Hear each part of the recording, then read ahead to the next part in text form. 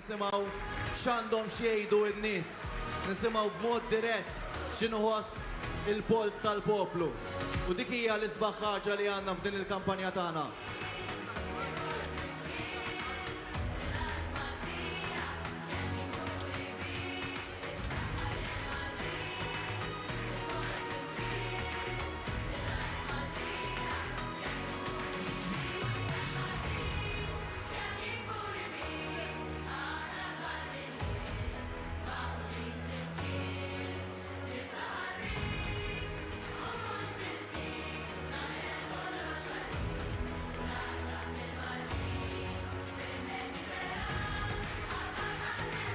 Nisimaw ftit il-klim ta' din il-kanzunetta wkoll. Laqda fil-Maltin għaliex Partit Laburista dik hija lajta tiegħu laqda il-paċi li mħabba lil kulħadd u mhux il-firda u l-mibeda. Tim wieħed inkunu nistgħu nagħmlu suċċess flimkien. Dik hija l-qofol tal-kampanja tagħna. Is-saħħa lil Maltin.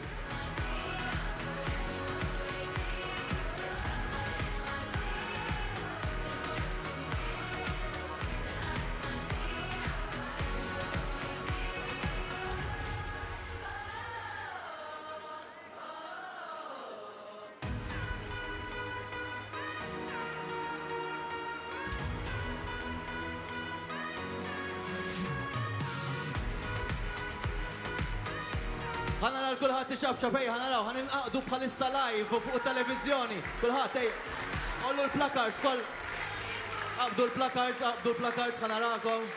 Kulħat jollu l-plakards, wara, ħaninqaqdu live issa stess. Min hawn ftit ta' sekondi oħra, rrid nara kulħat bil-plakards hawnhekk.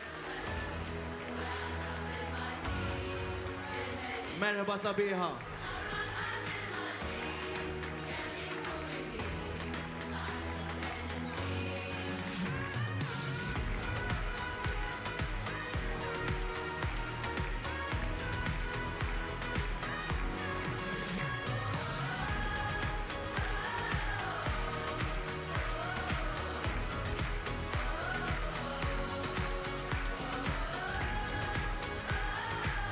Grazzi tal-merba sabiħa mill-isbaħ f'kull lokalità li qed immorru.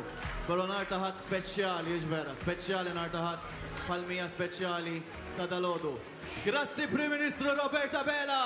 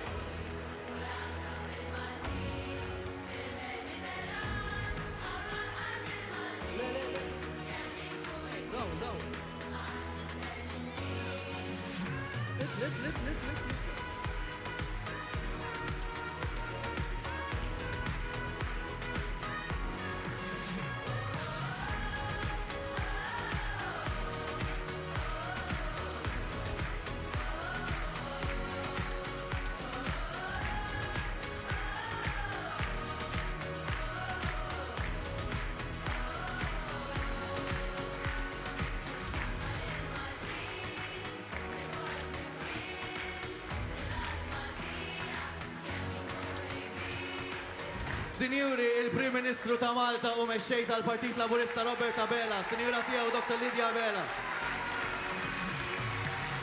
Grazzi. Merħba mill-isbaħ.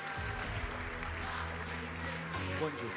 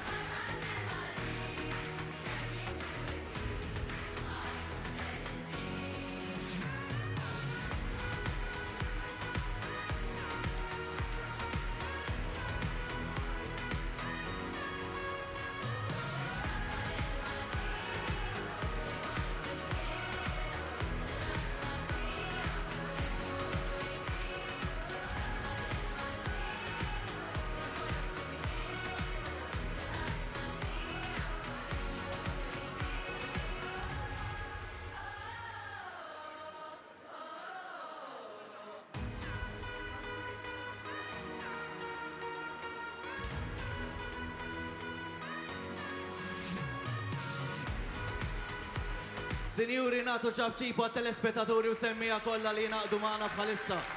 Nitlob id-direzzjoni tiħu xot daqxej ta' barra it-tinda għawnek. Xitta Pinto.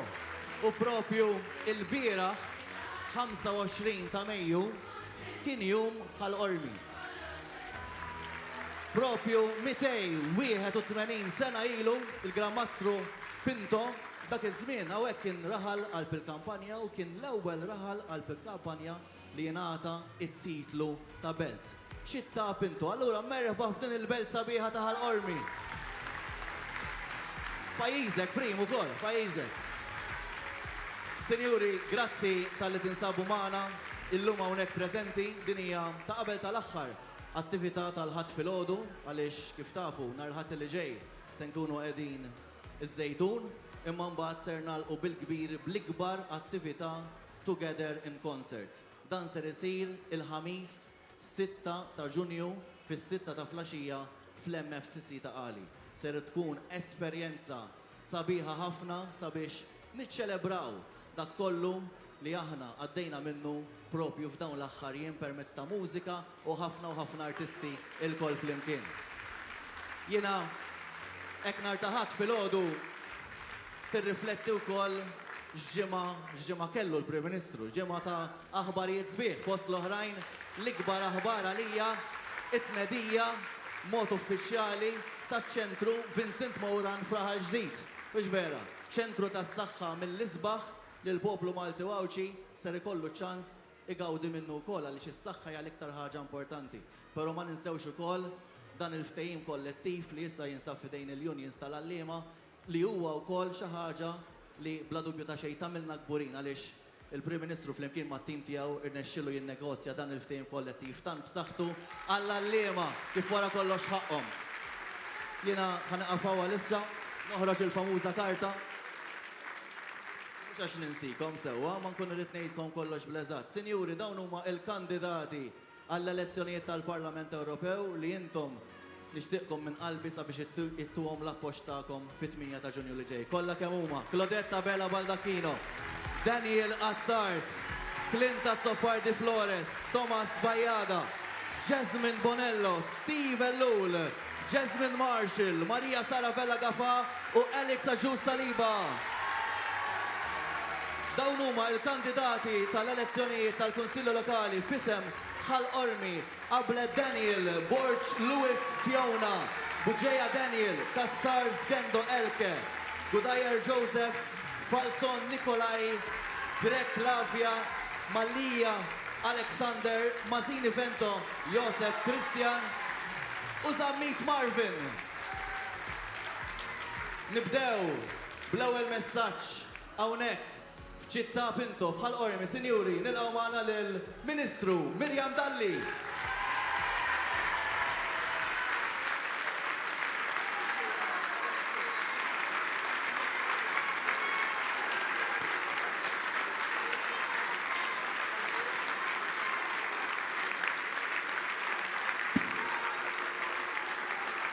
Sħabi Maltin u Għawċin.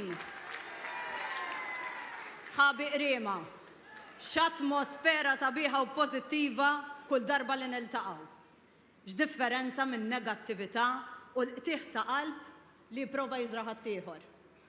Però ħaddieħor jagħmelu għaliex aħna ser nibqgħu pożittivi fil-ħidma tagħna, għaliex aħna nħobbu lil pajjiżna, għaliex nemmnu f'pajjiżna. L-iżgħar pajjiż fl-Unjoni Ewropea li ma jaqta' qalbu qatt minn xejn u minn ħadd.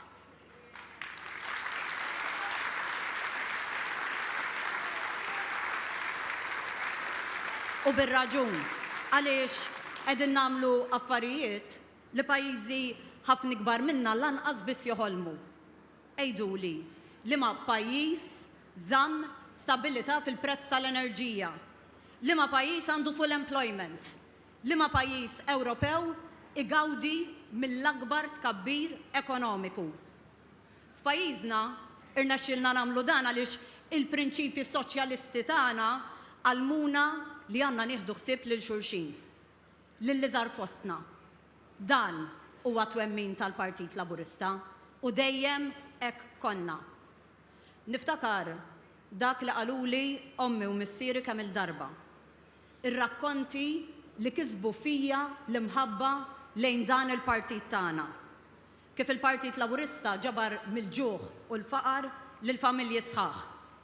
Kif offra opportunità lin-nisa biex imorru jaħdmu meta dak iż-żmien lanqas biss kienu jħalluhom ikomplu jaħdmu jekk jiżżewġu jew inkella jekk ikollhom it-tfal. Kif daħħal l-edukazzjoni b'xejn għal kulħadd. Kif offra dar lil min lanqas biss kellu saqaf fuq rasu. Kollha kisbiet li għandna l xiex inkunu gburin bihom.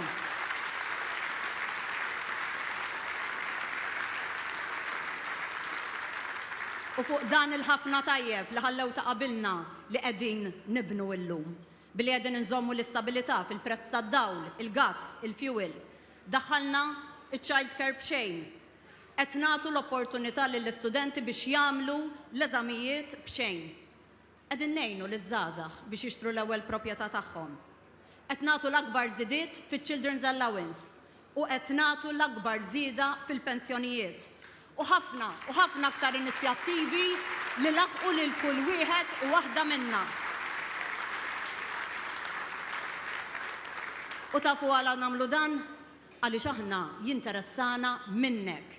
Int minn int, ġej minn fejn ġej. Għaliex aħna għandna l-kuraġġ nieħdu deċiżjonijiet li ħadd ieħor lanqas biss kapaċi jikkunsidra. Imma għaliex fuq kollox jigwidana prinċipju wieħed. Għalina, Malta u n-niesa jiġu qabel kull interess ieħor.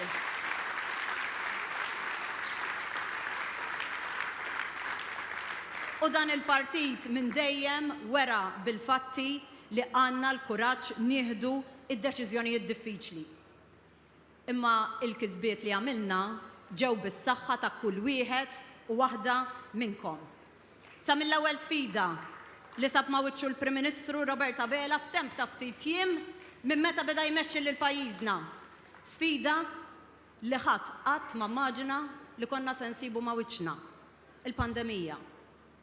Ma kien żmien faċli xejn għall-ebda pajjiż. Imma pajjiżna għaliex kellna Prim Ministru li ħa id-deċiżjonijiet kuraġġużi. Pajjiżna ħareġ b'saħħtu ħafna aktar minn pajjiżi oħra.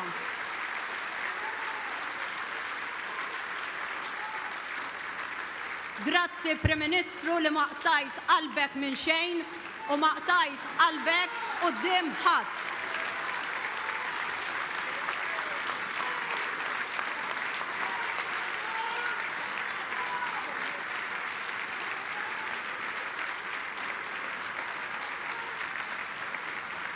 U qed ngħid dan għaliex kollha tiftakru dakinhar sibna oppożizzjoni li ippruvat iddaħħal id-dubju, ippruvat iddaħħal l-inċertezza u pruvat iddaħħal il-qtieħ ta' qalb. Oppożizzjoni li ridet tiżra il-biża' u li ridet twaqqaf pajjiż. Imnalla kellna gvern laburista maqut imexxi.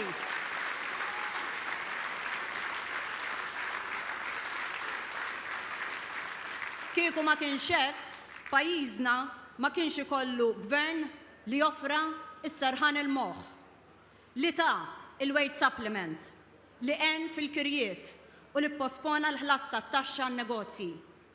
U illum kieku m'hemmx gvern laburista nistgħu ninsew li jkollna kontijiet tal-enerġija irħas.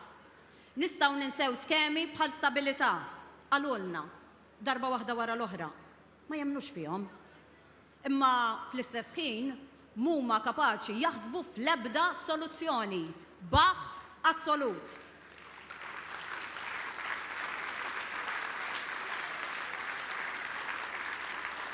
U r-riżultat tad-deċiżjonijiet kuraġġużi li ħadna mal-Prim Ministru illum f'Malta għandna l-anqas rata ta' qatt, għandna l-akbar tkabbir ekonomiku u għandna fost l-orħos prezzijiet tal-enerġija.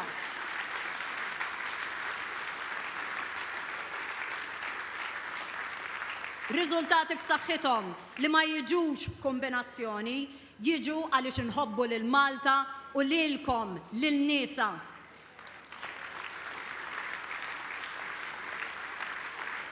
Riżultati li jiġu għaliex kull opportunità li jkollna immorru fejn immorru barra minn xtutna, naħdmu dejjem għal ġid ta' pajjiżna.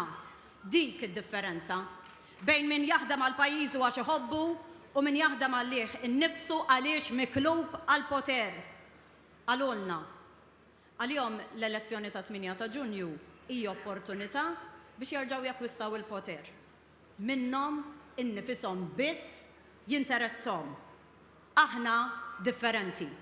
Jiena meta niltaqa' magħkom fid-djar tagħkom, nieħu gost nisma' kif qed ngħinukom fil-ħajja ta' kuljum u tgħiduli billi mollejniex il-kontijiet, bir-rifużjoni tat-taxxa, billi ma daħħalniex taxxi ġodda u nitkellem magħkom ukoll dwar l-isfidi li qegħdin tiltaqgħu magħhom u niddiskutu fl-imkien kif l-aħjar nindirizzawhom. U napprezza dik il-ġenwinità ta' min jgħidlek l-affarijiet kif ikun qed iħosshom. Għaliex nafu li maħniex perfetti, però dejjem għettuli li meta tqablu l-ġid kollu li jinħoloq u l-ġid li qed jitqassam mingħajr ma tpoġġa pis wieħed żejjed fuq il-poplu. Il-ġudizzju fuq dan il-gvern huwa bil-wisq aħjar minn dak li qatt konna imdorrijin bih.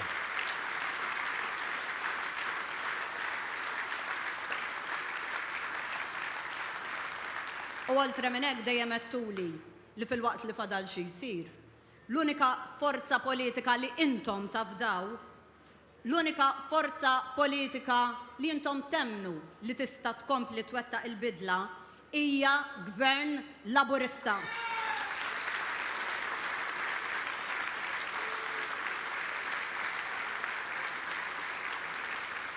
U għaliex? Għaliex għandna l-enerġija li noħorġu bis-soluzzjonijiet, għaliex irridu li flimkien magħkom nindirizzaw l-isfidi u l-opportunitajiet li għandu pajjiżna biex insaħħu l-ħarsien soċjali, l-ambjent, iż-żbuħija tal-lokalitajiet tagħna, il-well-being ta' uliedna u l-opportunitajiet taż-żgħażagħ tagħna. U l-fiduċja li dejjem urejtuna aħna nilqawha b'responsabilità għaliex nifhmu li dejjem għandna naħdmu aktar għal ġid tal-poplu kollu kemm hu. In-nies huma jaraw l-ebda alternattiva fil-Partit Nazzjonalista. Għaliex jgħiduli x'alternattiva tista' tara f'min id-diskors tiegħu mimliqtih il-qalb. F'min suppost imexxi imma qata' qalbu li qatt ikollu kontroll imqar fuq il-partit tiegħu. X'alternattiva tara f'min jaħseb li huwa elit u mhux kandidat bħall-oħrajn anki jekk l-istess vot qed imur jitlob. U kif tista' tara alternattiva f'min jgħidlek li jrid jagħmel gwerra qaddisa u se juża l-għodda kollha li għadu ma użax biex jidħol ġo Kastilja. Ara aħna għodda waħda nużaw, għodda li jitwerru minna l-Partit Nazzjonalista, il-vot u l-appoġġ tagħkom.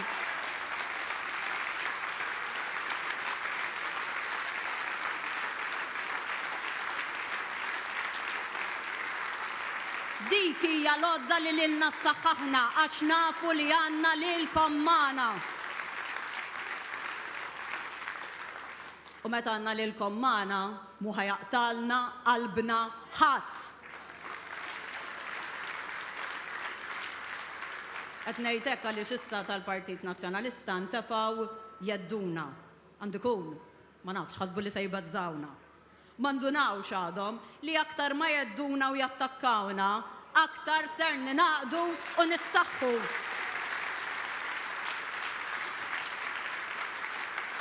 Għadhom ma ndunawx li aktar ser nagħmlu kuraġġ u aktar ser inkomplu naħdmu mal-Prim Ministru tagħna ħalli jkollna riżultat b'saħħtu.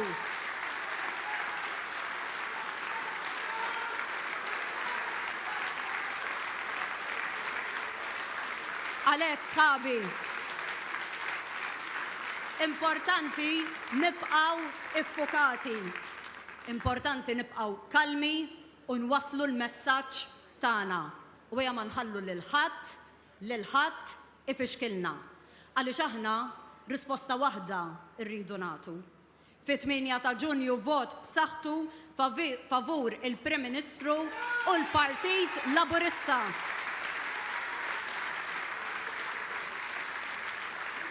U allura ejja nivvutaw għal minu interessat jaħdem għal ġid ta' pajjiżna. Għandna l-kandidati tagħna hawnhekk. Ma nivvutawx għal min jorok idejh u jara fuq li ma' ixu se jmur jattakka lil dan il-pajjiż.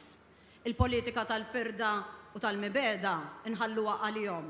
Il-politika tagħna hija l-politika tal-għaqda u tal-imħabba. Il-politika taqtih il-qalb inħalluha għalihom għaliex aħna nemmnu fil-potenzjal ta' dan il-pajjiż. U l-impenn tagħna magħkom huwa li nkomplu naħdmu. Inkomplu insaħħu dak li qed isir, inkomplu nindirizzaw fejn hemm bżonn, imma dejjem inżommu fiċ-ċentru tal-ħidma tagħna lil dawk fostna li huma l-aktar vulnerabbli u lil dawk li l-aktar għandhom bżonn. U fuq kollox, ejja nkomplu insaħħu l-prinċipji li fuqhom twaqqaf il-Partit Laburista. Għalhekk ejja naċċertaw ruħna li jkollna riżultat b'saħħtu fit-8 ta' Ġunju, riżultat li jkompli jsaħħaħ lill-Partit Laburista, lill-Prim Ministru Robert Abela u fuq kollox lil pajjiżna. Grazzi. Grazzi minn qalbna lill-Ministru Mirjam Dalli. Kif tafu kampanja impenjattiva ħafna, kampanja li ħaditna f'diversi lokalitajiet madwar Malta u Għawdex u dan kollu grazzi għalikom għad-donazzjonijiet li intom dejjem tagħtu f'kull maratona ġbir ta' fondi li aħna jkollna għal Partit Laburista. U propju nhar il-ħadd li ġej bħallum 8 ijiem nistidinkom sabiex tinaqdu magħna iċ-Ċentru Nazzjonali Laburista għal maratona ġbir ta' fondi oħra bris il-Partit Laburista. Wasal il-ħin għal messaġġ tiegħu il-Prim Ministru ta' Malta u mexxej tal-Partit Laburista Dr. Robert Abela.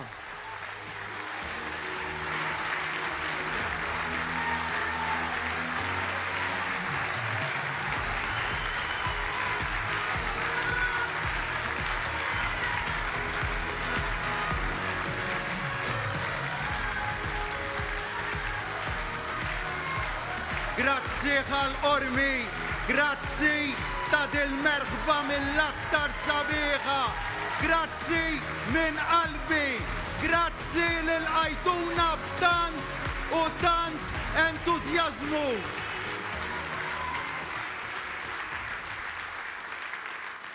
Illum qiegħed ir-raħal fejn ħossni home. Minna n-niet tiegħi sal-ħajja professjonali fl-uffiċċju legali fit-triq il-kbira u l-bidu ta' triq politika tiegħi hawn, propju hawn minn ġewwa ta' Farzina fejn bdejt l-ewwel home visits tiegħi bħala kandidat. Il-pjazza ta' San Franġisk illi għamlitni jien hawnhekk tallimt ir-realtajiet tal-ħajja. Il-bżulija ta' ħaddiema fil-Franta hawnhekk illi ma jorqdux bil-lejl. Il-ħaddiema liċenzjati tax-xatt bħal nannu li tantu tant batew iġorru xkejjer ta' zokkor fuq spallithom neżlin mill-bastimenti fuq il-fallakki meta makkinarju waqqas kienaw. Tant ħaddiema tax-xatt li korrew li mietu waqt li kienu qed jagħmlu xogħol sogrus biex jipprovdu għajxin għall-familja tagħhom, biex irabbu l-familja tagħhom, biex jaraw li wliedhom ikunu waqwa minnhom. Dik l-esperjenza tiegħi tal-qriema, familji ta' ħaddiema klieb għax-xogħol, bl-aspirazzjoni li jmexxu l-wliedhom il-qudiem. Gburi li ġej minn familja ta' ħaddiema, gburi li ġej minn familja qrieba.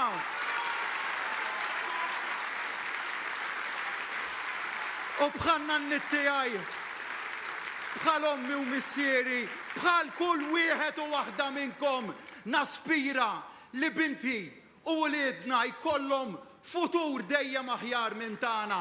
Għal dak aħna naħdmu ta' kuljum. Dawk huma l-esperjenzi illi nfittex meta niltaqa' magħkom. U dak hu illi rridu waslu għalih meta nitkellmu fuq dak li nemmnu u fuq dak illi rridu nwettqu. Reġgħet kienet ġimgħa ta' xogħol b'saħħitha. Staqsewni il-ġurnalisti aktar kmieni dil-ġimgħa qaluli possibbli da xogħol kollu issa, qaluli għaxġejja l-elezzjoni dar-riżultati kollha u jew ġibthom lura b'rispett kif dejjem nagħmel aħna fejn jidħol ix-xogħol gass mal-pjanċa dejjem. Elezzjoni u mhijiex.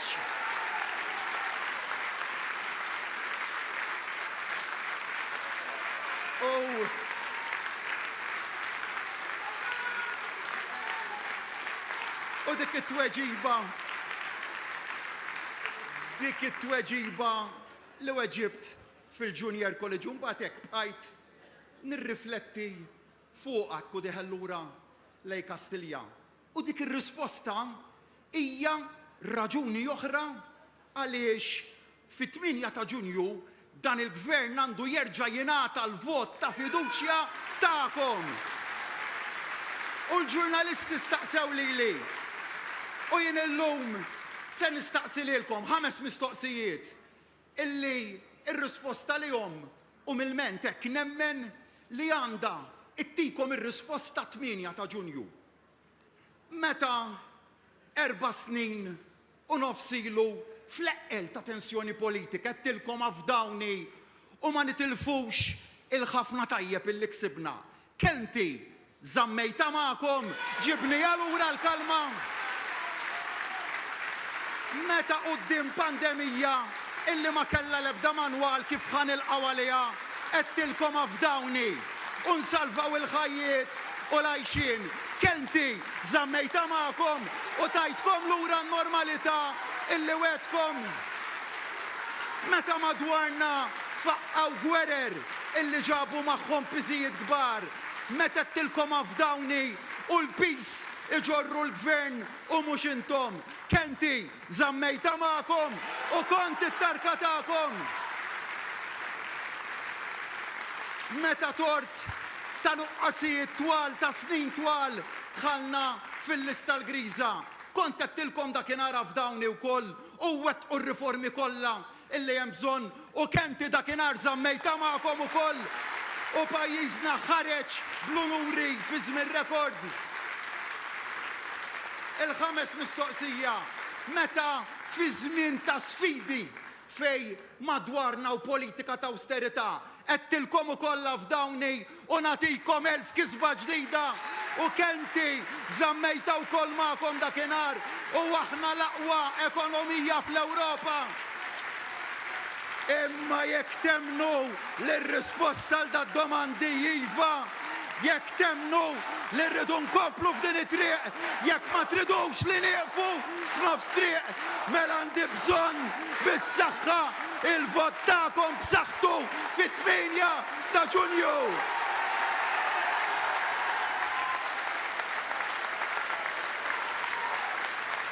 Dak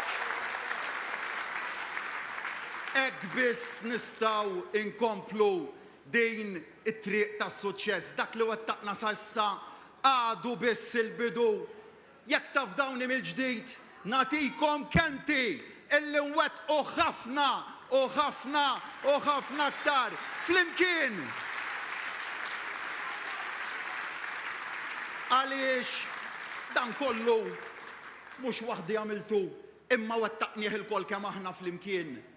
Għax ma' kull sfida, ma' kull grigalata li tiġi quddiemi, grazzi għall-appoġġ ta' kull wieħed u waħda minnkom jiena fija dejjem tikber iżjed id-determinazzjoni maqudin pon f'dan il-moviment. Komplu emnu f'dan il-partit, komplu emnu fikom infuskom. Jekk temnu li nistgħu ngħinukom tiksbu aktar, ejnuni u kunu miegħi fit-8 ta' Ġunju.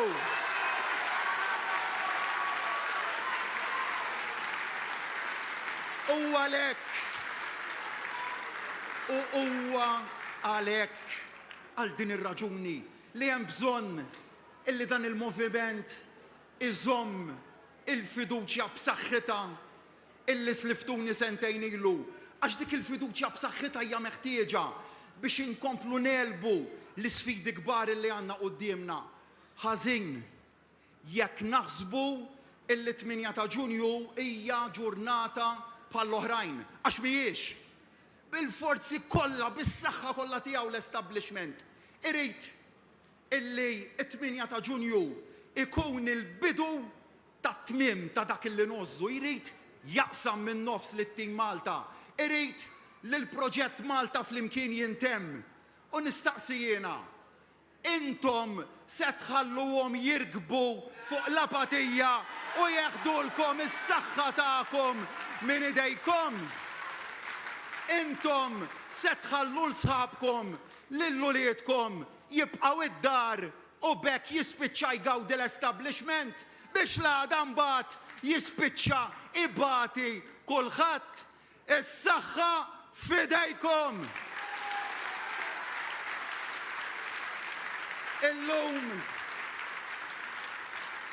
Illum is-26 ta' Mejju anqas minn 14 jum il-bogħod tal-elezzjoni.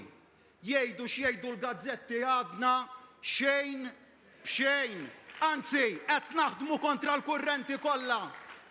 L-establishment jemmen illi imqar episodju wieħed jista' itelfilna mis-saħħa tagħna. U aħna dmirna li ma nħalluhomx, mhux għall-Partit Laburista biss, imma għal pajjiżna wkoll. Ilhom jippruvaw waqfuna għal ħafna snin. Sa minn meta fl-2013 taħt it-tmexxija ta' Joseph bdejna nbidlu lil dan il-pajjiż. Jippruvaw iwaqfuna b'dak li jidher u jippruvaw iwaqfuna wkoll b'dak li ma jidirx. Ftakru kemm għamlu protesti mill-2013, kemm manuvri fid-der u minn taħt u anka barra minn Malta. Imma fl-aktar mumenti ta' tensjoni weġibna bil-kalma. Ħsibna b'moħħna aktar minn qalbna. U aktar ma konna kalmi, aktar ifrustraw ruħhom. U aktar għamlu azzjonijiet u aktar ħraxu l-attakki. Eżempju jien, għada, fil-ħodu, nerġa' nisbaħ il-qorti. Biex niddefendi id-dritt sagrosant li tik id-demokrazija, li gvern elett demokratikament, b'maġġoranza li ma tħalli ebda dubju jitħalla jmexxi lil dan il-pajjiż fisem il-poplu. X'għamlulna? L-establishment. U Bernard Grech li ġbidlu l-ispak l-establishment. Għamlulna kawża biex id-dritt li pajjiżna jitmexxa minnkom minn nies joħduh minn idejn il-kabinet u jixħtuh f'idejn min iridu huma. Aktar minn hekk aktar minn hekk hija kawża maħsuba biex tifriżana, biex minn għalihom tbeżżana. Kawża li tgħeddet li tfittex personalment lill-membri tal-kabinett, lil sħabi u lili.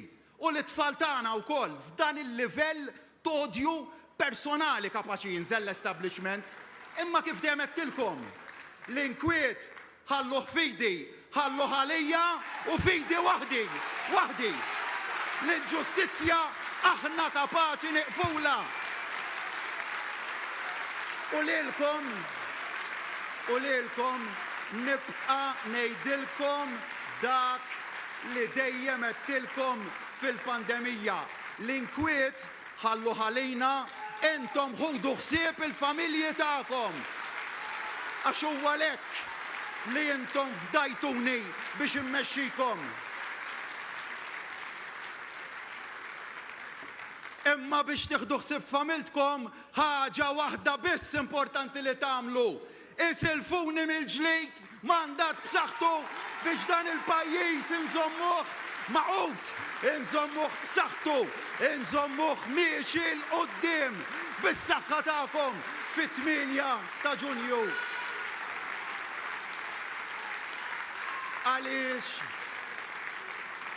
Għaliex is-saħħa tagħna hija l-enerġija li tatuna intom.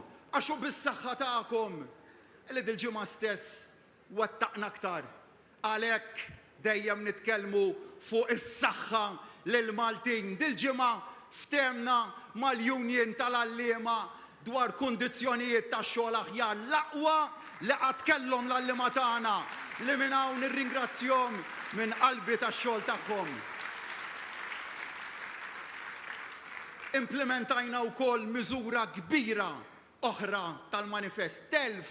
1,500 euro fuq 3 snin lil ġenituri bżgħażagħ illi jkomplu jistudjaw.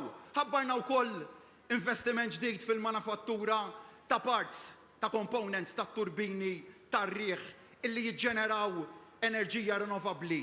Proġett li joħloq karrieri għal uliedna u b'akkademja miegħu wkoll. Reġa' kellna wkoll ċertifikat qawwi fuq l-ekonomija tagħna minn Moody's. Erġajna rajna l-darb'oħra l-effett pożittiv tal-iskema stabbiltà fit-tnaqqis tal-għoli tal-ħajja. Dan kollu f'ġimgħa waħda biss. U għalhekk kif qalet Mirjam qabli, l-għażliet huma ċari. Jew tibqgħu tappoġġjaw dan il-pjan ta' ħidma jew inħallu lill-establishment jisfukana. Irridu joħduna fejn tallimna ma mmorrux għal dawn l-aħħar snin fit-triq tal-konfront u l-provokazzjoni. Dik mhix triqtna. Għadhom ma femux illi dan il-poplu huwa ħafna kbar minn hekk. Għadhom ma femux li jekk huma baqgħu ma tgħallmu xejn aħna fejn kellna nieħdu t-talimiet ħadnihom. Għalhekk fuq it-tajjeb intejbu, għalhekk fejn jeħtieġ nirriformaw u għalhekk li kull elezzjoni niġu bi pjan qudiemkom.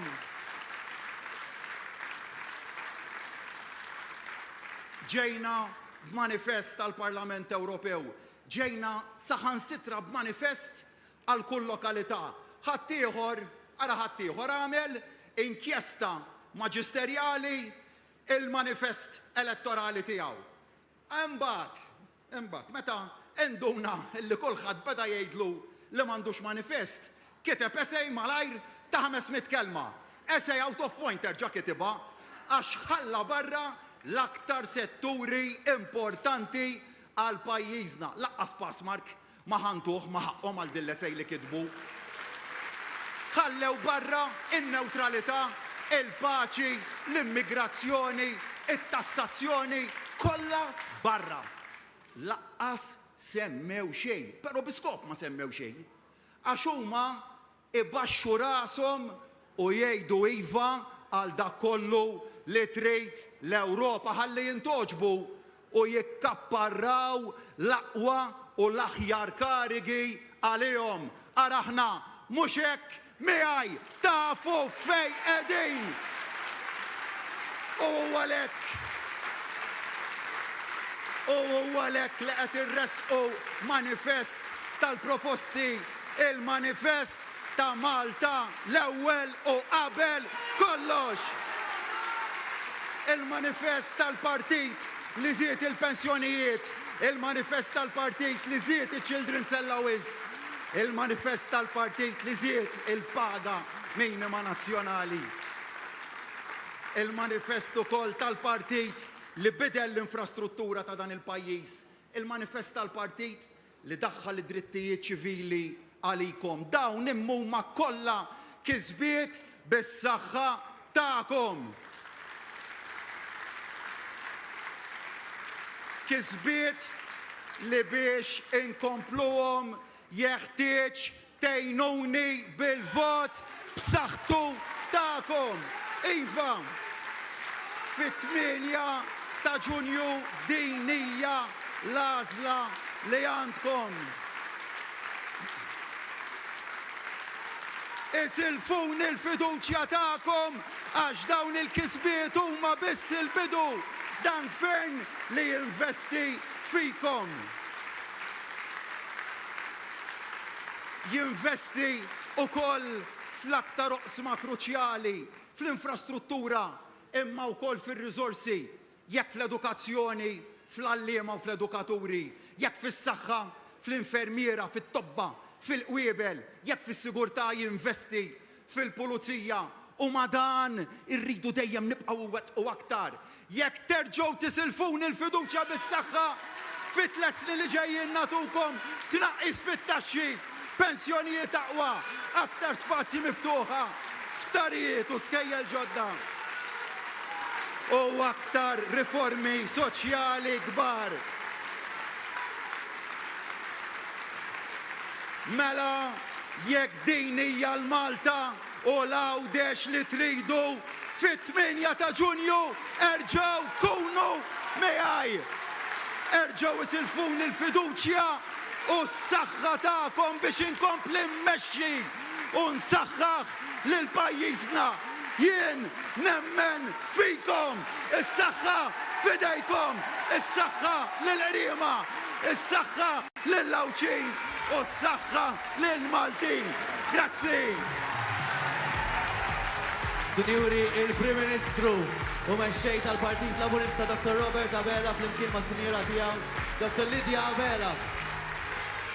Ħal-qormi, grazzi lill-poplu Malti u Awċi, grazzi lill-telespettaturi u semmija u daw kollha mill-medja soċjali li tisegwu din ix-xandira diretta. Fakrukom fis-6 ta' Ġunju illi ġej, Together in Concert fl-MFCC ta' Ali. Nawguralkom l-ikla tajba, il-ħadd it-tajjeb, niltaqgħu nhar il-ħadd li ġej ukoll fiż-Żejtun. Grazzi poplu Malti u Awċi, grazzi.